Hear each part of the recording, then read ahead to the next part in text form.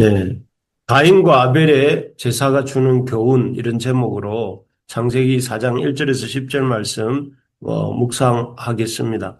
우리가 이번 주는 창세기 4장 이 가인과 아벨의 제사가 주는 교훈에 대해서 계속 생각하고 있습니다.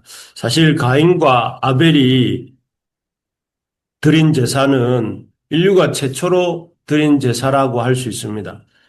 이 인류 최초의 제사에서 하나님께서는 계속 살펴보는 것처럼 양의 첫 새끼와 그 기름으로 드린 아벨의 제사는 받으셨습니다. 반면에 땅의 소산으로 드린 가인의 제사는 받지 않으셨습니다. 왜 아벨의 제사는 받으시고 가인의 제사는 받지 않으신 것일까요?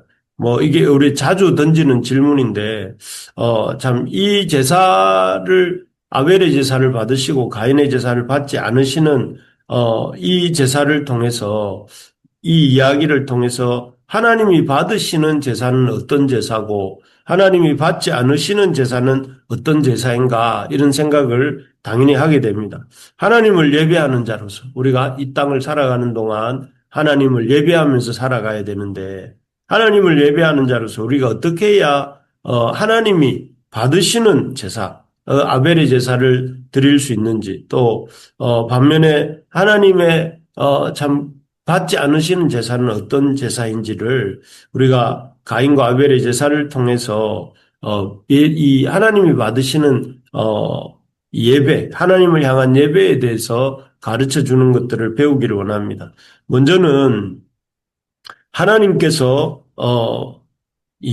우리가 하나님께 제사 예배를 드린다고 해서 그 예배를 하나님이 다 받으시는 것은 아니다 하는 것입니다. 다시 말씀드리겠습니다. 예배를 우리가 드린다고 해서 무조건 하나님이 그 예배를 다 받으시는 것은 아니다 하는 것이죠. 아마 이 말씀은 창세기 이 말씀은 모세가 기록했는데요. 모세가 이 430년간의 노예 생활을 막 끝내고 이제 애굽에서 나와서 한참 성막을 짓고 또 하나님의 백성으로서 첫걸음을 떼고 있는 이스라엘 백성에게 말해주고 싶었던 사실이 무엇인가 하면 하나님께 제사를 드린다고 해서 하나님이 다 제사를 받으시는 것은 아니다. 그래서 하나님이 받으시는 제사가 있다 하는 것을 가르쳐 주기 위해서 이 창세기와 또 창세기 속에 들어있는 이 가인과 아벨 이야기를 하고 있는 것이다 하는 말씀입니다. 사람들은 생각하기를 사람들이 하나님께 어떤 모습으로 든 제사를 드리고 또 예배만 드리면 하나님께서는 그 제사도 받으시고 그 예배도 받으실 것이다. 이렇게 생각하는 경향이 있는 것 같습니다. 그냥 하나님께 예배 드리면 하나님 받으신다. 이렇게 말입니다. 마치 그 어린 아이들이 아이스크림이나 또 사탕 같은 것을 좋아하지 않습니까? 그렇기 때문에 아이들에게, 울고 있는 아이들에게 아이스크림을 주거나 사탕을 주면 울음을 뚝 그치고 이렇게 그것을 먹습니다. 그런 것처럼, 우리 하나님도 제사를 좋아하시고, 예배를 좋아하시기 때문에 우리가 그저 제사를 드리고 예배를 드리기만 하면 하나님 받으시고, 받으신다. 그렇게 생각을 하는 것입니다. 하지만 하나님께서는 우리가 제사를 드리기만 하면 받으시는 분이 아니십니다. 하나님은 제사를 드리는 또 예배를 드리는 사람의 중심을 보십니다.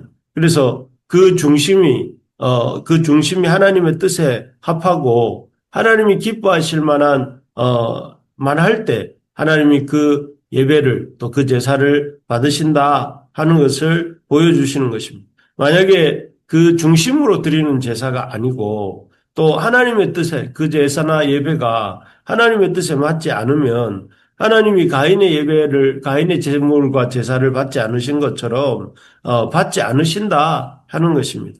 하나님 앞에 나갈 때 우리가 이 예배에 대해서 참 습관적으로 또는 나 중심적으로 우리의 기쁨을 위해서 이렇게 예배드리고 또 이렇게 하는 것은 하면 안 된다는 것입니다. 하나님이 기뻐하시는 예배가 무엇인지, 또 하나님이 이 제사와 이 예배를 통해서 원하시는 것이 무엇인지를 생각하면서 하나님 앞에 참 이렇게 이 우리 중심을 가지고 나아갈 때에 하나님이 그 예배자의 예배와 그 하나님 앞에 예물 드리는 자의 그 예물을 기쁘게 받으신다 하는 것입니다. 그래서 우리가 하나님 앞에 우리의 예배 드리는 태도를 이렇게 새롭게 할 수 있기를 바랍니다. 그래서 하나님의 기계적인 예배가 아니라 하나님을 참 의식하면서 하나님을 기쁘시게 하고자 하는 마음을 가지고 하나님의 그 중심을, 우리의 중심을 드리는 그런 이 예배가 되고 또 우리 이런 새벽 기도회가 되고 새벽 기도회가 있기 때문에 그저 나오는 것이 아니라 하나님을 알고 또 하나님을 깊이 붙들기 위해서 만나기 위해서 이렇게 나오는 우리가 될 수 있기를 바랍니다. 두 번째로 보면 가인과 아벨의 제사가 주는 교훈은 첫째는 우리가 다 예배드리고 제사드리고 예배드린다고 해서 하나님이 받으시는 게 아니다. 하나님 뜻에 합당해야 받으신다 하는 것이라면 두 번째는 진정한 예배는 예배 이후의 삶이 더 중요하다 하는 것입니다. 하나님께서는 그 자신이 드린 제사와 제물과 제사가 연락되지 않아서 얼굴 색깔이 변해 있는 가인을 찾아가셨습니다. 찾아가셔서 가인에게 비록 지금의 제사는 받지 않으셨지만 이렇게 말씀하십니다. 6절에 보면 내가 분하여 하면 어찌 됨이며 안색이 변하면 어찌 됨이냐. 7절 내가 선을 행하면 어찌 낯을 들지 못하겠느냐. 선을 행하지 아니하면 제가 문에 엎드려져 있느니라. 제가 너를 원하나 너는 죄를 다스릴지니라 이렇게 말씀하십니다. 이 말씀을 조금 풀어보자면 하나님께서 이렇게 네가 선을 행하면 네가 하나님이 기뻐하시는 그 선한 방법으로 하나님 앞에 제사를 드리면 어찌 이렇게 내가 받지 않겠느냐. 네가 선을 행하면 하나님이 원하시는 방식대로 하나님이 기뻐하시는 태도로 하나님을 예배한다면 내가 받겠다. 그렇기 때문에 네가 이렇게 분하여 안색을 변하여 있지 말고 그 죄가 네 문에 엎드러져 있지만 너는 그 죄를 다스려야 된다. 이렇게 이 권면과 경고의 말씀을 주신 것입니다. 이런 권면과 경고의 말씀을 들었다면 이 제대로 하나님을 예배하고 또 하나님께 제사를 드리려고 하는 의지를 갖고 있는 사람이라면 그 말씀 앞에 그 권면의 말씀 앞에 참 경고의 말씀 앞에 어떻게 해야 되겠습니까? 그 끓어오르는 분노와 그 시기심과 분노를 그대로 두는 것이 아니라 그 시기심과 분노를 이렇게 다스려야 되지 않겠습니까? 하나님을 예배하려고 하는 사람이라면. 그래서, 참 그것들을 컨트롤을 해야 되는데, 가인은 이런 하나님을 예배하였다고 하면서도, 하나님께 제물을 드리려고 하는 자라고 하면서도, 하나님의 말씀을 듣지 않습니다. 계속해서 노를 품고 있었고, 키웁니다. 그리고 그 분노를 참지 못해서, 이렇게 결국 동생 아벨을 사람이 없는 들로 유인하죠. 유인하고 끔찍하게도 참 있을 수 없는 일이죠. 그 들에서 자신의 친동생을 이렇게 돌로 쳐 죽이는 이 죄를 짓습니다.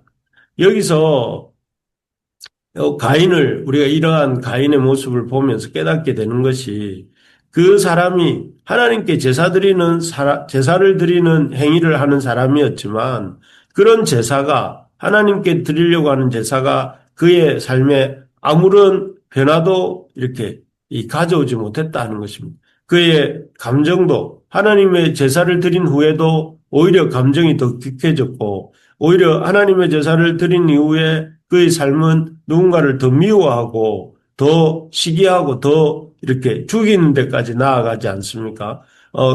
이런 모습은 하나님을 제대로 예배한 사람의 모습이 아닙니다. 예배와 별개로 삶은 전혀 다른 어떤 모습을 보이고 있는 것입니다. 그래서 그 예배를 통해서 그의 삶의 감정이 바뀌지도 않았고 삶의 방식이 바뀌지도 않았던 것입니다. 제대로 예배를 드렸더라면 그 감정도 자신의 나쁜 감정도 하나님 앞에 내려놓고 돌이켜야 했을 것이고 또 아벨에 대해서도 죽이려고 하는 마음이 아니라 사랑하고 섬기려고 하는 마음으로 가야 이렇게 제대로 된 예배자의 모습일 것입니다. 그저 이 가인의 예배는 가인의 제사는 종교적인 형식이었고 자기 만족을 위한 예배였던 것이죠. 그렇게 그 예배는 그 제사는 가인의 삶에 아무런 영향을 주지 못했던 것입니다. 만약 우리도 예배를 드리고도 삶에 아무런 변화가 없고 일상의 삶은 그저 내 고집대로 내가 하고 싶은 대로 내 마음대로 하고 산다면 그러한 예배야말로 우리가 이 예배자로서 제대로 된 예배를 드리고 있지 않다 하는 증거입니다.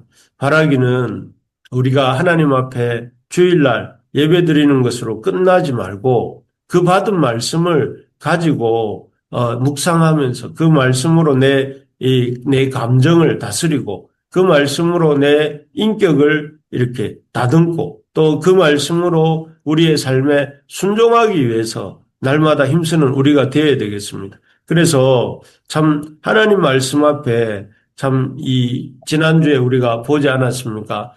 인간의 교만함, 어떤 그 하나님 앞에 그 회개하지 않는 인간에 내려진 이런 하나님의 심판과 그러한 것들을 보았는데 그런 말씀을 보면서 우리의 마음속에 참 내가 이렇게 하나님 말씀대로 순종하고 또 그 말씀을 말씀대로 살려고 애써야 되겠다. 이런 마음을 가지고 나아갈 때 그 예배가 참된 예배가 되고 하나님이 기뻐하시는 예배가 되는 것입니다. 바라는 것은 우리 모두가 예배 이후의 삶을 더 열심히 살아내는 모여서 드리는 예배뿐만 아니라 흩어져서 드리는 예배가 더욱더 이렇게 이 하나님의 뜻에 합당한 삶이 될 수 있기를 간절히 소망합니다. 마지막으로 가인과 아벨의 제사를 통해서 하나님 우리에게 주시는 교훈은 첫째는 예배를 드린다고 해서 무조건 하나님 받으시는 것은 아니다. 또 예배는 예배 자체뿐만 아니라 예배 이후의 삶이 더 중요하다 하는 것이라면 세 번째로는 우리가 예배자로 제대로 된 예배자로 살고자 할 때 우리가 생각지 못했던 어려움이 온다 하는 것입니다. 본문에 나오는 아벨의 모습이 그걸 보여주는데요. 아벨은 하나님이 가르쳐 주시는 대로 그 첫 양의 새끼와 피 흘림과 대속의 제사죠. 그러한 피 흘림과 대속의 제사를 그 첫양 새끼와 그 기름으로 하나님께 드렸습니다. 그리고 하나님도 그 아벨의 제물과 아벨을 기쁘게 받으셨다고 합니다. 그렇다면 그 다음에 아벨에게 돌아와야 할 것은 어떤 것이었을까요? 우리가 생각할 때는 아벨에게 하나님의 칭찬과 하나님의 큰 상급이 임해야 될 것 같습니다. 그런데 보시는 것처럼 아벨에게 찾아온 것은 큰 상이나 큰 칭찬이 아니라 엄청난 고난이 찾아왔습니다. 그것은 그 형 가인의 시기와 질투 그리고 핍박이 찾아온 것이죠. 그래서 이 핍박으로 인해서 아벨은 고통을 당하다가 결국 죽임까지 당하게 됩니다. 놀라운 일이죠. 참, 우리가 생각할 때 믿는 자는 다 잘 되고 또 믿는 자는 어려움이 없다. 이게 맞을 것 같습니다. 그러나 성경은 어떤 경우에는 다 그런 것은 아니지만 경건하게 살고자 하는 사람에게 핍박이 있다. 이렇게 말씀하십니다. 대체적으로 그런 것 같습니다. 우리가 하나님 앞에 경건하게 또 하나님 앞에 진정한 예배자로 살려고 할 때에 참 이런 이 시기하고 질투하는 사람들이 생기고 또 그들로 인하여서 복음에 대적하는 자들이 나타나고 그래서 핍박이 일어나게 된다 하는 것입니다. 그래서 참 우리가 여기에 대해서 생각해야 될 것은 그런 핍박의 때가 아직은 아닌데 오기 전에 우리에게 지금 허락하신 이 엄청난 신앙의 자유들, 마음껏 찬양할 수 있는 자유, 마음껏 성경 읽을 수 있는 자유, 마음껏 예배할 수 있는 자유, 이런 자유를 헛되이 받지 말고 이거 언제까지 영원히 이렇게 하나님 찬양하고 예배하고 하나님 마음껏 섬길 수 있겠지라고 착각하지 말고 기회가 있을 때 힘을 다해서 하나님을 찬양하고 기회가 있을 때 하나님 말씀을 열심히 읽고 기회가 있을 때 하나님을 예배하는 우리가 되어야 되겠다 하는 것입니다. 그리고 동시에 우리가 이런 하나님을 찬양하고 하나님을 예배하고 이런 기회가 있을 때에 하나님을 기뻐하면서 동시에 이런 참 하나님의 이 예배할 수 있는 이 기쁨을 참 사람들에게 알려주는 일을 우리가 열심히 해야 된다 하는 것입니다. 그래서 이 복음이 참 우리에게만 머무는 것이 아니라 하나님 나라의 그 놀라운 기쁨과 영광이 모르는 자들에게 어제 보니까 느부갓네살 같은 사람들이 있지 않았습니까? 그 대단한 지위에 있지만 자기의 꿈 하나 해석하지 못해서 쩔쩔매고 또 그 박사와 술객들이 있지 않았습니까? 느부갓네살의 꿈이 무엇인지를 알지 못해서 죽을 지경인 죽게 된 그 박사와 술객들도 있지 않았습니까?